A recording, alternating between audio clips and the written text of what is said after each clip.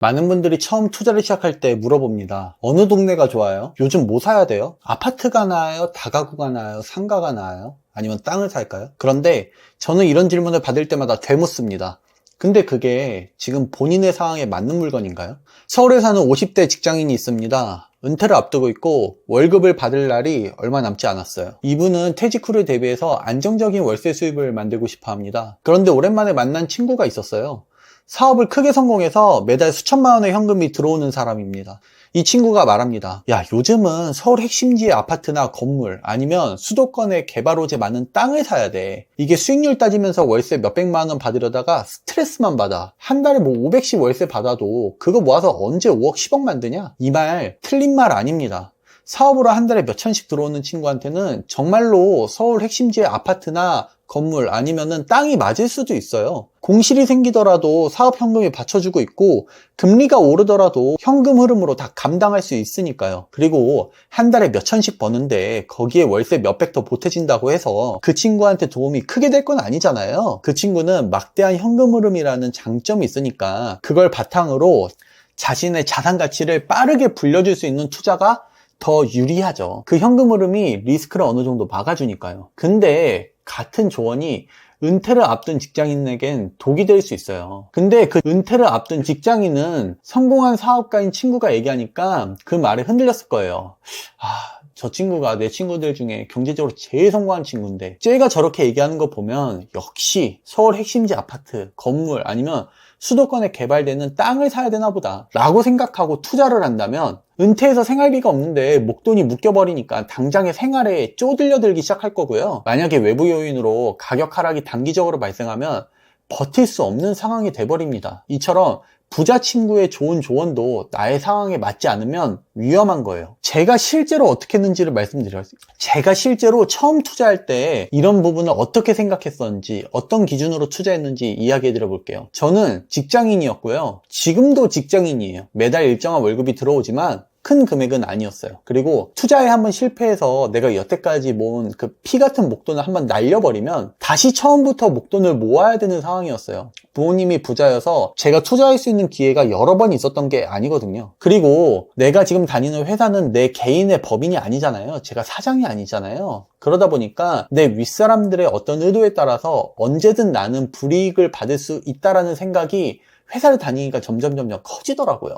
다시 말해서 언제든 회사를 그만두거나 이직할 수 있는 상황이 생기면서 내 상황이 불안해질 수 있다고 느끼고 있었죠. 한마디로 리스크를 감당할 수 있는 힘이 있었지만 그 힘이 약했고 그리고 목돈도 충분하지 않은 상태에서 잃을 가능성이 적은 비교적 안전한 투자를 했었어야 됐어요. 또한 회사 생활을 하면서 동시에 투자를 할 수 있어야 했죠. 그래서 저는 이렇게 기준을 세웠습니다. 레버리지를 포함한 수익률 20% 이상 돼야만 나는 검토하겠다. 높은 수익률을 가진 물건이란 뜻은 내 월세 수입에서 은행 이자랑 추가로 사용되는 비용을 뺀 순수익이 높다라는 뜻이거든요. 그럼 공실이 좀 나더라도 은행이자가 오르더라도 나는 수익이 조금은 줄겠죠. 대신에 아예 수익이 마이너스가 될 확률이 낮다란 걸 의미합니다. 이렇게 수익률이 20%가 넘으면 리스트업을 하는 거고 실제 투자한 물건은 수익률이 더 높아야 됐어요. 두 번째로는 공실 리스크가 낮은 지역 위주로 했습니다. 실제 수요가 풍부하고 공실률이 낮은 지역인지 확인했어요. 쉽게 공실률이 치솟으면 내가 예상한 수익률이 의미가 없어지니까요. 세 번째로 리모델링비까지 다 포함해서 투자금을 최대한 명확하게 했습니다. 만약에 수리가 필요한 집이라면 수리비가 얼마나 나올지 계산하고 그만큼 싸게 사야 되는 거죠. 제가 목돈이 많이 있지 않았기 때문에 미리미리 추가 비용이 들 만한 것들을 다 보수적으로 체크한 거예요. 자, 마지막으로 저는 건물 관리를 최대한 외주화했었어야 했어요. 실제 내가 내 건물의 직접 관리를 최소화해야 했습니다. 다만 건물관리 업체 중에서도 세입자 관리부터 수리까지 전부 다 원스톱으로 관리해주는 서비스 회사가 있거든요. 근데 거기에 맡겨버리면 내가 수수료를 너무 많이 내야 되잖아요. 그러면 내 수익률도 떨어지기 때문에 그건 피하고 싶었죠. 그래서 내가 직접 업자들과 연락해서 전화로 문제를 해결하는 그런 프로세스를 구축해야 된다고 생각했습니다. 내 상황을 객관화하고 나의 약점을 보완할 수 있는 부동산을 투자하기로 정했기 때문에 옆 사람들의 말에 흔들리지 않았어요. 그리고 이 투자 방법으로 월세 순수입이 월급을 훌쩍 넘게 되었고 저축액이 폭발하면서 저의 자산 증식이 엄청 빨라지게 됐었습니다. 실제로 한 가지 사례를 이야기해 볼게요. 제주도의 중문관광단지에 있는 숙박시설을 매수한 건데요. 되게 높은 공동주택 중에 일부만 숙박시설이었거든요. 나머지는 주택으로 구성된 건물이었고 저는 숙박시설 부분을 매수한 거죠. 당연히 100점짜리 건물은 아니었어요. 일단 저는 서울에 사는데 제주도라는 거리상 부담이 있죠. 그리고 통건물이 아니고 건물의 일부를 매수한 거기 때문에 매도에 어려움이 있을 것으로 예상됐습니다. 다만 여러 가지 장점도 있었어요.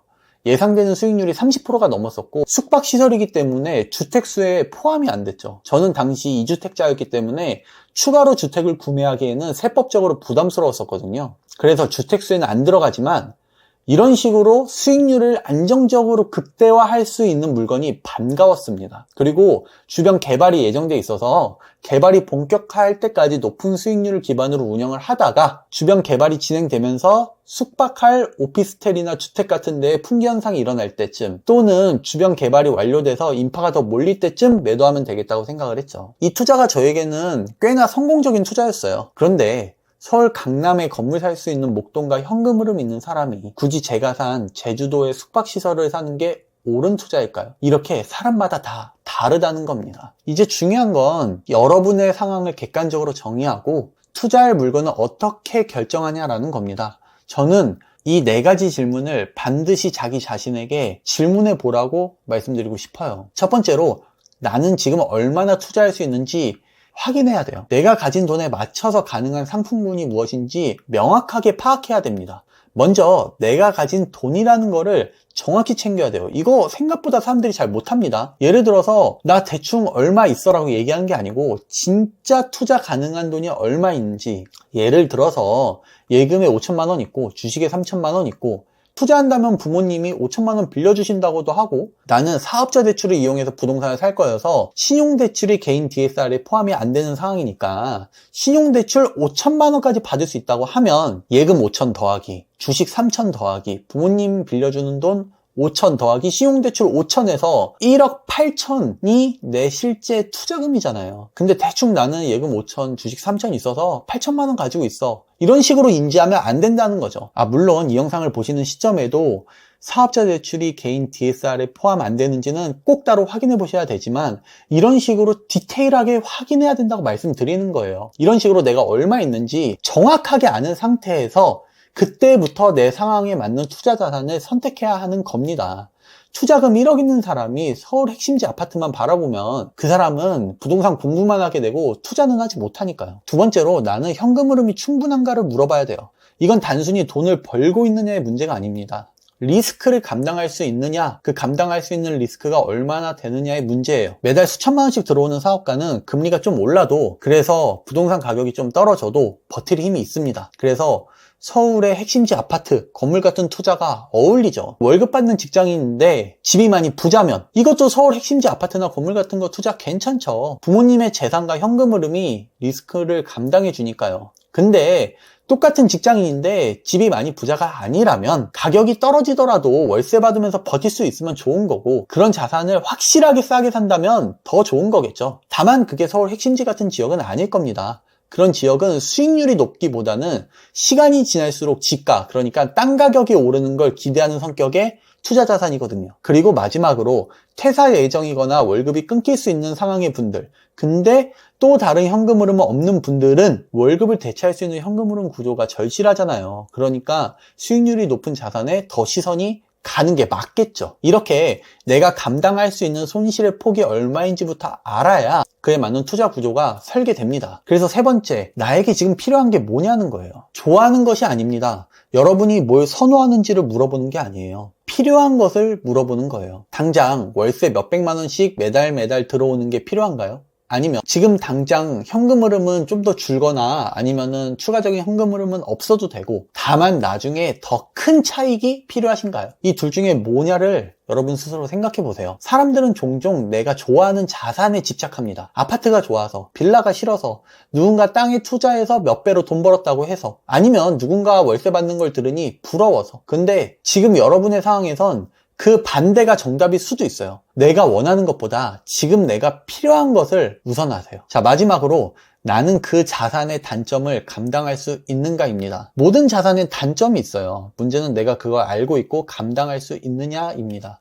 좀 예시를 들어볼까요? 다가구의 경우 아무래도 주거에 관련된 상품이다 보니까 안정적으로 월세가 들어오고 잘 고르면 수익률도 좋죠. 특히 지방 쪽이 수익률이 좋고 서울은 수익률보다는 땅을 산다는 개념, 그러니까 시간이 지날수록 지가가 오른다는 개념이죠. 근데 이 상품은 관리도 필요하고요. 아무리 업체에 오토로 돌린다고 해도 신경을 아예 끌 수는 없거든요. 그리고 매도도 오래 걸릴 수 있죠. 요즘엔 주택수에 포함된다는 그 자체만으로 다주택자분들에겐 세금적으로 부담일 수 있죠. 자, 아파트 관리가 편합니다. 가격 상승이 가파른 경우가 꽤 있었고 그런 경우 큰 수익이 됐었죠. 하지만 시세 판단이 어렵습니다. 내가 지금 싸게 사는 건지 비싸게 사는 건지 판단이 어려워요. 특히 서울 핵심지 같은 경우에는 가격대가 높기 때문에 투자금이 많이 들고 가격이 떨어지면 그 낙폭이 생각보다 큽니다. 금액대 자체가 크기 때문에 몇 퍼센트만 떨어져도 몇 억이 떨어져 버려요. 그래서 리스크 관리가 필요합니다. 또한 이 가격이 떨어지면 아파트란 상품도 역시 잘 안 팔립니다. 소비 심리가 메말라 버리거든요. 자, 마지막으로 상가도 한번 얘기해 볼게요. 상가 또한 잘 사면 수익률이 높습니다. 주택수에 안 들어가는 부분도 좋은 부분이죠. 하지만 좋은 상가를 판단하는 것이 초보자에게는 어렵습니다.